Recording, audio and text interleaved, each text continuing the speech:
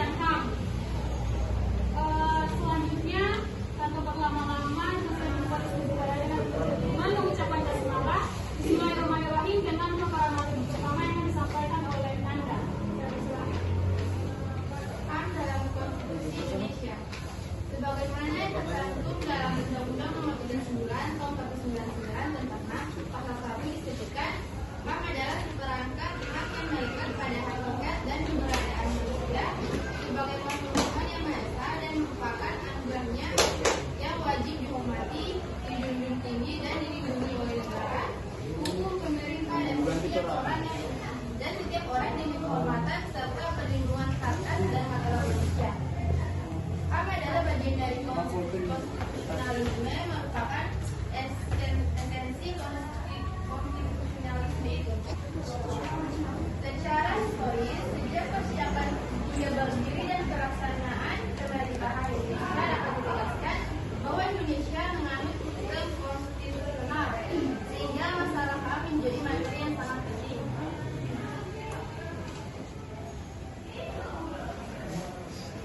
Dalam literatur sifat HAM yang universal, perumusannya mengalami pertahapan, yakni tahap pertama dirumuskan melalui prehistoris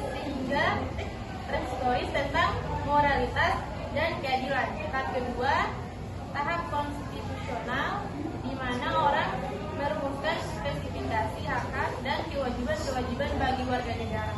Dan tahap ketiga, tahap legislatif, perumusan norma-normanya dalam hukum positif dan akhirnya tahap keempat, tahap judisial, penerapannya melalui badan peradilan termasuk law dan hukum.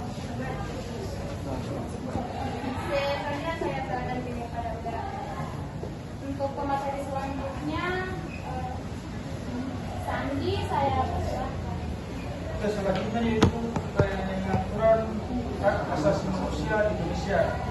Bagaimana dalam Undang-Undang Dasar 1945 pengaturan mengenai hak asasi manusia di dalam Undang-Undang Dasar itu bisa kita lihat pada pasal 7 Undang-Undang Dasar itu sendiri, dan juga pada preambul atau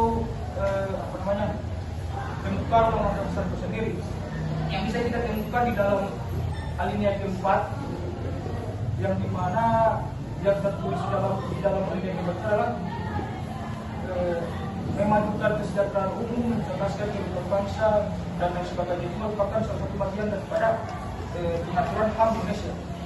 Kemudian masuk ke hasil amandemen Undang-Undang Dasar 1945. Nah, kalau kita kembali ke sejarah awal, sebenarnya pengaturan hak asasi manusia di dalam Undang-Undang Dasar 1945 ini mengalami adanya perdebatan antara Soekarno dan Muhammad Yamin, dan juga Muhammad Hatta dan Mr. Supomo, yang dimana Soekarno dan Muhammad Yamin beranggapan bahwasanya hak asasi manusia itu tidak perlu diakomodir dalam Undang-Undang Dasar 1945, dan kemudian sedangkan Muhammad Hatta dan juga Mr. Supomo beranggapan bahwasanya undang-undang ini pengaturan mengenai hak asasi manusia ini harus diakomodir karena untuk mengatur hak-hak warga negara. Nah, seiring dengan berkembangnya zaman, kemudian dibuatlah amandemen. Nah, pada amandemen kedua, kemudian para pendiri bangsa ini mulai sadar bahwasanya akan pentingnya pengaturan hak asasi manusia Indonesia, hak asasi manusia di Undang-Undang Dasar 1945, yang kemudian membuahkan hasil bahwa memunculkan satu bab baru atau bab khusus mengenai hak asasi manusia, yaitu pasal bab 10A, yang rujukannya itu berasal dari TAP MPR nomor 17 garing MPR garing 1998, yang merupakan cikal bakal dari lahirnya Undang-Undang nomor 39 tahun 1969 tentang hak asasi manusia, yang dimana mengatur ketentuan bahwasannya hak asasi hak manusia itu tanpa batas, tidak ada batasan-batasan tertentu, kurang lebih seperti itu. Kemudian masuk ke dalam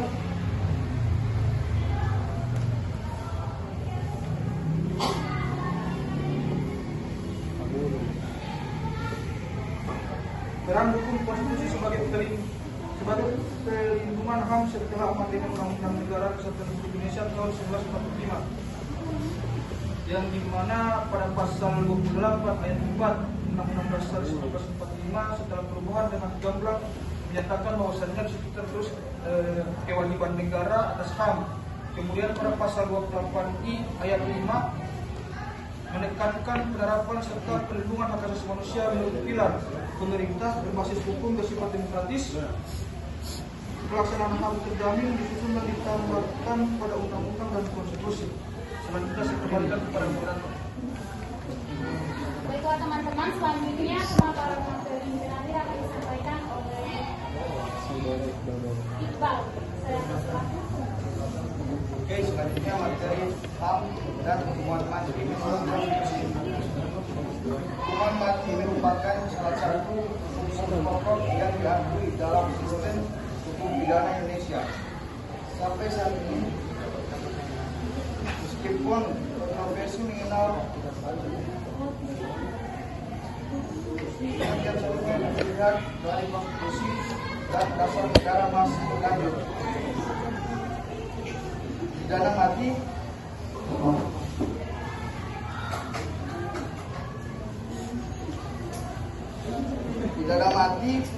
dapat dijatuhkan secara bersyarat dengan memberikan masa percobaan sehingga dalam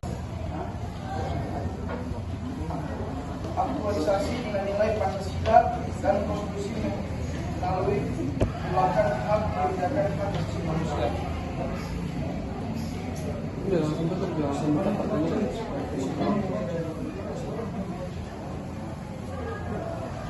Upaya mewujudkan kelokalan kebijakan HAM di daerah menurut nilai-nilai Pancasila dan konstitusi. Kewajiban negara untuk menegakkan HAM secara eksplisit tercantum dalam pasal 281 I ayat 4 Undang-Undang RI tahun 1945, pasal 71.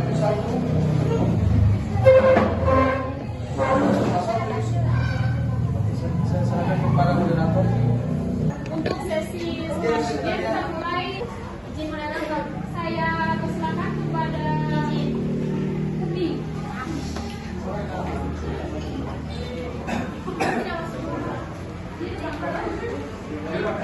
Terima kasih moderator.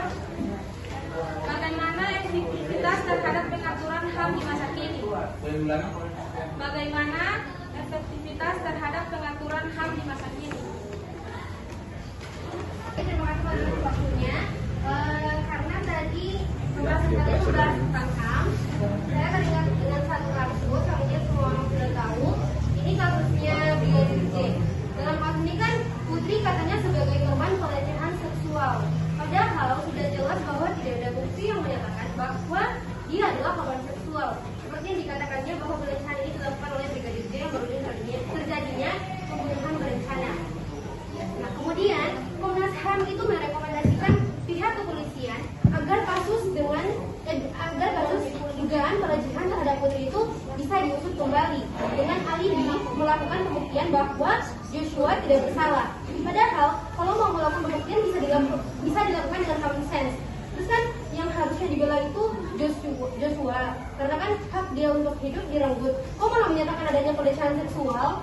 Soalnya kalau Komnas HAM menyatakan bahwa adanya dugaan tentang pelecehan seksual, ya berarti bisa menggiring simpati dari masyarakat dan bisa meringankan hukuman dari si PC yang padahal bukan korban. Dan berarti Komnas HAM ini jadi berat sebelah begitu, kayak memihak FS sama si PC. Pertanyaan saya, apakah kalian setuju mengenai dengan tindakan yang dilakukan oleh Komnas HAM dan hal atau langkah apa saja yang seharusnya dilakukan oleh Komnas HAM? Terima kasih. Baiklah, karena tadi sudah ada beberapa penanya, saya berikan kesempatan terakhir untuk saudara Tia, saya persilakan. Baiklah, terima kasih moderator. Nah, yang saya tangkap tadi yaitu tentang pengertian HAM, yaitu hakikat yang melekat pada diri manusia sebagai makhluk Tuhan. Nah, apabila setiap perbuatan seseorang atau sekelompok orang termasuk aparat aparat negara, baik sengaja maupun tidak sengaja melawan hukum yang menghalangi, mengurangi dan mencabut hak asasi manusia. Menurut kalian, apa upaya yang harus dilakukan dalam menjaga hak asasi manusia tersebut? Terima kasih.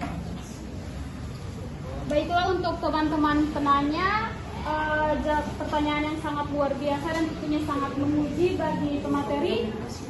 Untuk itu untuk pertanyaan tadi silakan di-send saja di grup. Dan untuk kelompok 5 meminta waktu untuk mencari jawaban. Pertanyaan dari teman-teman tadi, untuk pertanyaan pertama dari Makasih Sobat Harga pakai kasih. dari Nurul Wahida akan dijawab oleh Nanda. Baik, pertanyaan tadi, apakah kalian setuju mengenai hal tentang kasus DADP, dan jika tidak atau langkah apa saja yang harus dilakukan oleh Komnas HAM? Menurut kami tentang kasus ini sebenarnya tidak ada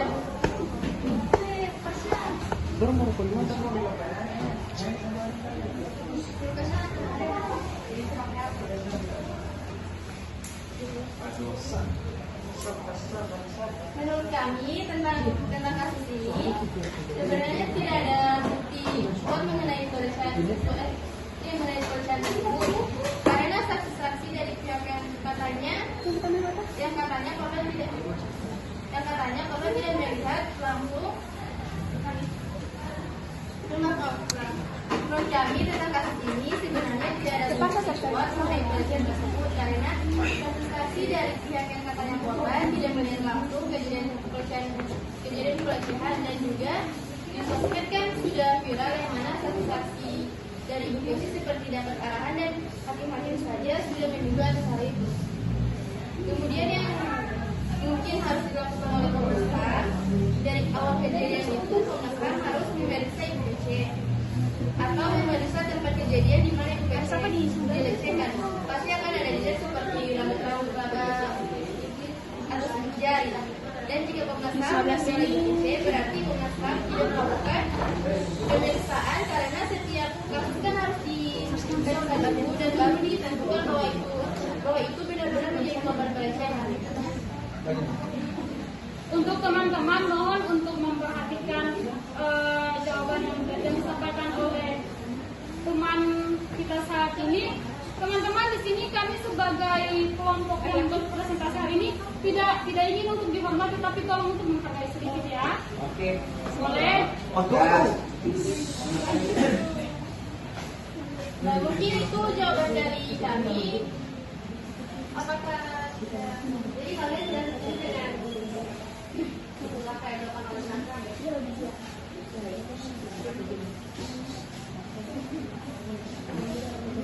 Selanjutnya dibicarakan ke moderator. Oke, untuk selanjutnya kelompok 5 akan menjawab pertanyaan dari saudari Putri.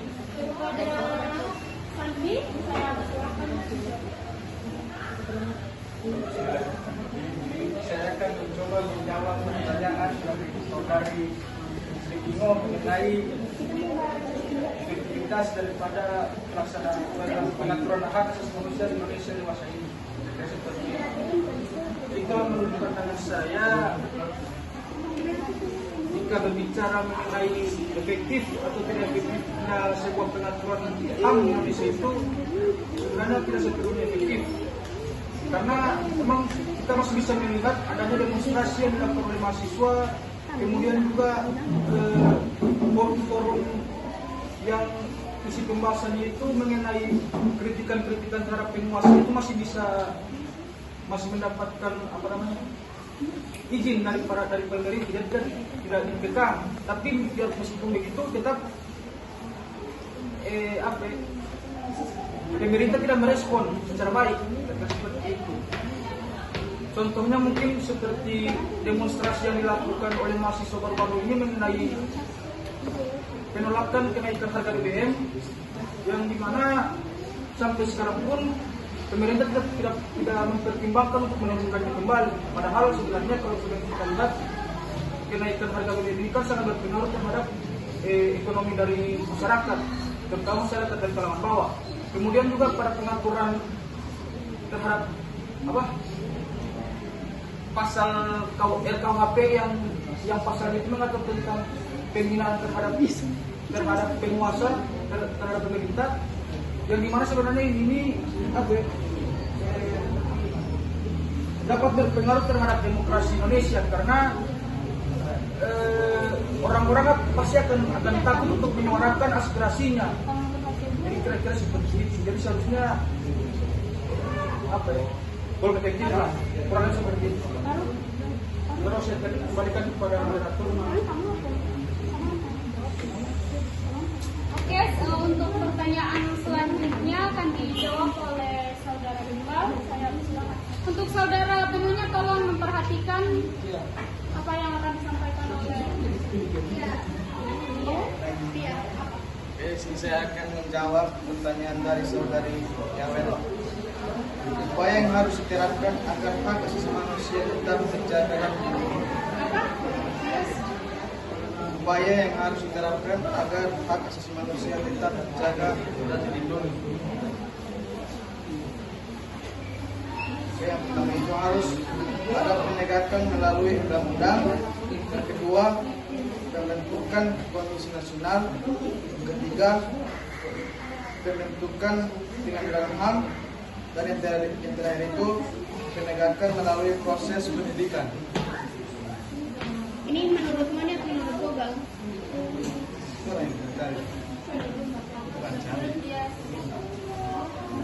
Sendiri. Dia suarakan sudah dong.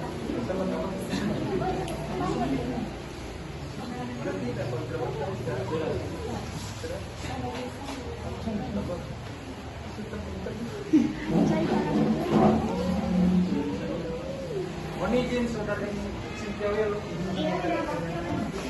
Jadi kalau tambahan dari saya sebenarnya tambahan, jadi kalau menurut saya sebenarnya dengan turun hak asasi manusia ini tergantung dari birokrasi sendiri. Ya begini, tergantung para birokrasi sendiri. Kalau misalkan pemerintah tersebut mengamalkan hukum, otomatis pasti insya Allah pengaturan mengenai hak asasi manusia itu pasti akan tinggi terlalu. Tapi kalau misalkan pemerintah itu tidak paham akan hukum yang berlaku di Indonesia, maka pasti juga akan goyang pengaturan hak asasi manusia tersebut. Nah makanya pada pemilu 2024 yang datang ini kita diwajibkan untuk memilih mana pemimpin yang baik untuk masa depan dari negara kita. Berarti kalau hak asasi manusia dan terlindungi itu harus berdasarkan pemerintah. Ya. Harus dari pemerintah. Ya.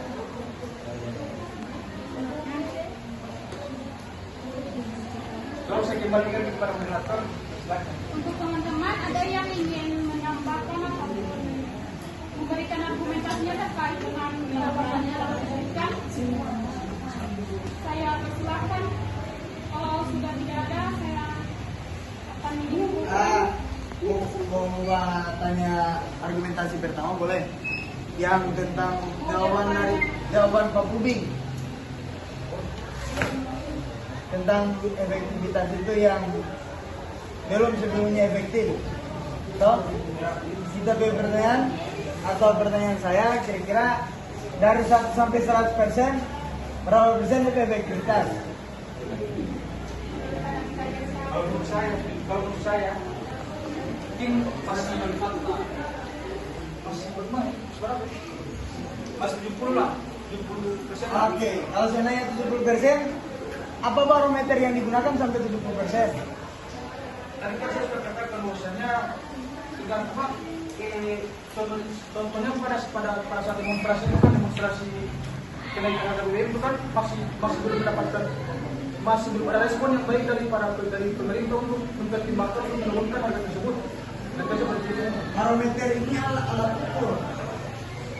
Alat ukur apa yang sampai disimpulkan bahwa dia 70%?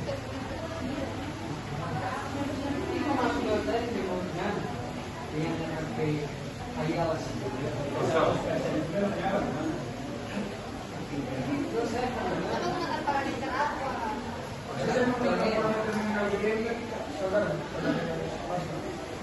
BBM ini kan sumber kasus. Ya.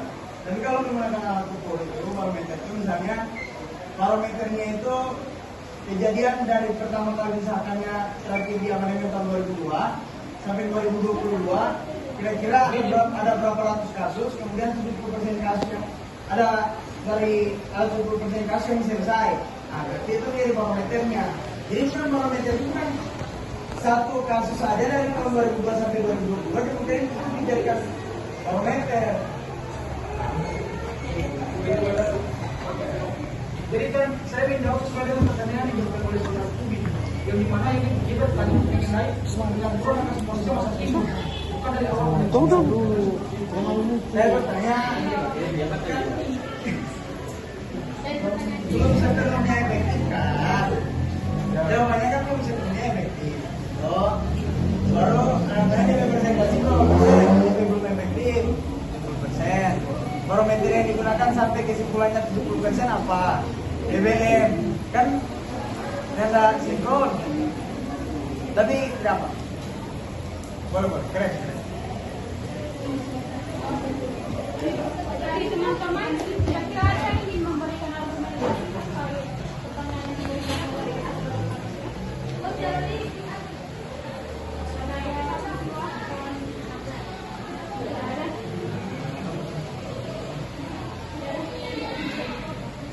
Baiklah teman-teman, dengan berakhirnya diskusi kita hari ini, saya ingin menyimpulkan tentang materi kita pada hari ini, yaitu tentang hak asasi manusia. Pada hakikatnya pengaturan HAM dalam konstitusi sangat diperlukan agar hak